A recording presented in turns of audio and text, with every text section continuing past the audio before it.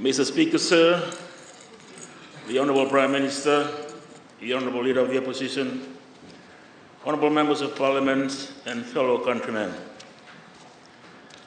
Mr. Speaker, sir, I rise to provide an update on the key outcomes of the 5th United Nations Conference on the Least Developed Countries, or UN LDC 5, that was held in Doha, Qatar, from 5 to 9 March 2023, in which I had represented the Fiji government. Let me just digress a bit, Honourable Speaker, and I'm sure the people of Fiji are asking this question: who is calling the kettle black? We're hearing a lot of these tirades from Fiji first, Honourable Speaker, and it's a repeat. And they're just pointing at themselves on the way they conducted the affairs of government over the last 8 to 16 years, Honourable Speaker. But we are bringing enlightenment to the country, and things are changing, and there's a spring in the step of everyone in this country, celebrating the change that they have been waiting for quite some time. Mr. Speaker, sir, while Fiji is a developing country, our commitment and participation at the conference solidifies our commitment to our Pacific Island neighbors and the global community in progressing graduation of states out of the LDC status. Mr. Speaker, sir, globally there are currently 46 LDCs. LDCs, Honourable Speaker, the least developed countries, which are home to about 1.1 billion people, and these states host about 40 of the world's poor, with many in conflict countries or emerging from one. These countries account for 13% of the world population, but contribute only about 1.3% of GDP and less than 1% of global trade and foreign direct investments. Mr. Speaker, sir, out of the 46 LDCs, 33 are in Africa, 12 in Asia and the Pacific, and 1 in the Caribbean region. For the Pacific, Solomon Islands is due to graduate together with Kiribati and Tuvalu. The graduation is in the pipeline and will be happening over the coming years. Honourable Speaker, a thought that I planted with the United Nations, with the Deputy Secretary General Amina Jane Mohammed, is that the small island nations of the Pacific are big ocean states whose ocean resources are feeding billions all over the world, and especially in the northern part of the Pacific. They should not be poor if their resources are fetching prices that are fair. And I've urged the Madam Deputy General Secretary that the UN should take this up and create dialogue at the appropriate level to ensure the resources of the island nations are properly rewarded to enable them to grow their economy and grow wealth, Honourable Speaker. Mr. Speaker, sir, the UNLDC conference first started in 1971, and the conference is held every 10 years. For this year, lately it was held in 2 parts. The first was in New York on 17 March 2022, and the second part in Doha from 5 to 9 March 2023, under the theme, From Potential to Prosperity. The first part of the UNLDC 5 resulted in the adoption of the Doha Program of Action, which outlines a 10-year plan to tap into the potential of the LDCs by implementing renewed and strengthened commitments between the LDCs and their development partners. I was quite amazed, Honourable Speaker, on the first day. The majority of the leaders from Europe were there in Doha. This is the commitment that they have to uplift the the lesser developed countries. But, Honorable Speaker, despite some positive results, progress is still falling short of the goals and targets, hence the support that we saw in Doha from the world leaders. Mr. Speaker, LDCs and developing countries in Fiji depend on global commitments, especially from developed countries. For the benefit of our people, we are not an LDC. Fiji was never in that category. We have always been a developed country. And that's something that we should celebrate, as our leaders from the beginning had set us on a platform that has helped grow Fiji to what it is today. We need partnerships if we are to make meaningful progress towards the 2030 SDG agenda. During the UN LDC 5, countries and key partners announced several commitments to bring LDCs back on the pathway to achieving the LDC, and this is welcomed. These commitments include addressing immediate challenges such as climate change and progressing towards sustainable and irreversible graduation, meaning we do not want to go back, we need to move forward.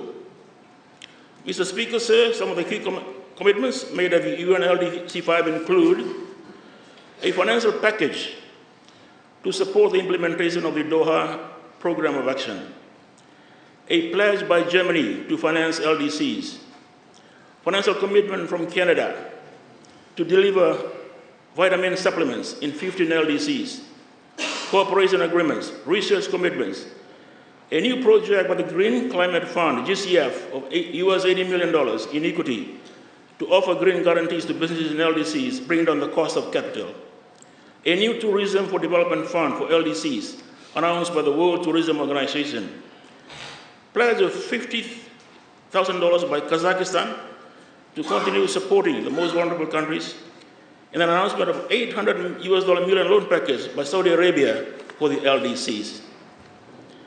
Mr. Speaker, sir, while we are a developing country, there is a lot we can learn.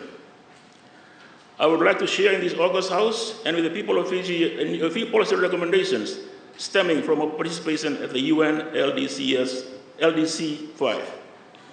First, we need the right mix of policies for an enabling environment that supports sustainable growth and development. There are four main enablers: technology, access to finance, international trade, and capacity and human capital. We cannot focus solely on finance. What we need is a balanced approach. Structural reforms and multi-sectoral cohesion are key to economic resilience. We need to look at reforms more holistically and inclusively, and it must be long-term. Not reforms that take us through a year or five, as we have been doing, but reforms that take us into the next decade. Mr. Speaker, Fiji also needs to focus on high-yielding productive sector, manufacturing, circular tourism, primary industry that can enhance growth, add value, and ultimately create meaningful jobs for our people. Second, Mr. Speaker, is a national debt restructure under systematic reforms to global financial architecture. We were quite saddened, Honorable Speaker, when we learned that some of the LDCs, 20% of their government revenue goes towards debt financing to pay off their debts. And these are very vulnerable countries, and it was something that really commanded the dialogue in Doha. Under the Doha Program of Action, there are calls for a systematic reform of the global financial architecture, addressing both the lack of adequate access to development finance and the challenges posed by precarious debt sustainability by LDCs, whose debt levels have soared due to COVID-19 and other external shocks. We are no different in Fiji with our debt levels. If we remain in this situation in the next few years, we risk losing the progress we have made. Reform of global financial architecture provides an opportunity for Fiji to negotiate and manage debt repayments, while at the same time restructure its economy to raise government revenues. Mr. Speaker, there is optimism from the private sector around the coalition government's policies for investments. Last week, we held the first Tourism Investment Summit. As I have shared in this House, we need more foreign direct investments, FDI, especially in hotel beds and infrastructure. We need to incentivize additional financing and investments, strengthen regulatory and policy environments, and develop pipelines of investable projects. For Fiji, critical areas can be better categorization of investments and further streamlining of processes. Thirdly, Mr. Speaker, sir, we can better use trade as a true engine for growth. The United Nations Conference on Trade and Development, UNCTAD, has been providing technical support and assistance to LDCs in reviewing their trade policies, structural economic transformation, increasing productive capacity, and building resilience. I know UNCTAD has already been supporting us in this area, so we need to take full advantage of this. Last week, the Honorable DPM Kamila shared that trade facilitation is a top priority in Fiji's development agenda. UNCTAD could assist in reviewing more of our trade policies. Bilateral partners such as the UAE, Gulf Cooperation Council have been proposing bilateral trade agreements to allow Fiji products to enter their markets. Mr. Speaker, sir, looking at one of our most immediate and long-term priorities, we need to invest more in our people to increase productivity. The brain drain syndrome has been a constant challenge for developing states, including Fiji. We need to be more serious about incentivizing our youth population that makes 70% of Fiji's population. Mr. Speaker, sir, we need to look beyond ad hoc trainings or pockets of funding. We need more programs with greater focus on inspiring creativity and innovation for young from very early stages. Mr. Speaker, sir, we often overlook the value and opportunities of the Fiji diaspora overseas. They already play a huge role in remittance contribution, and we should encourage investments through more tailor-made incentives. As we speak, Honorable Speaker, there are a number of big projects in Fiji today, one in Suva, where the developers are not even selling to non-Fijians in terms of those living overseas. They're not promoting the developments, the lots, to those outside of the Fiji diaspora, and they are being taken up. We're going to be seeing a lot of this happening, Honorable Speaker, and it's from our own people living overseas who want to invest back in this country.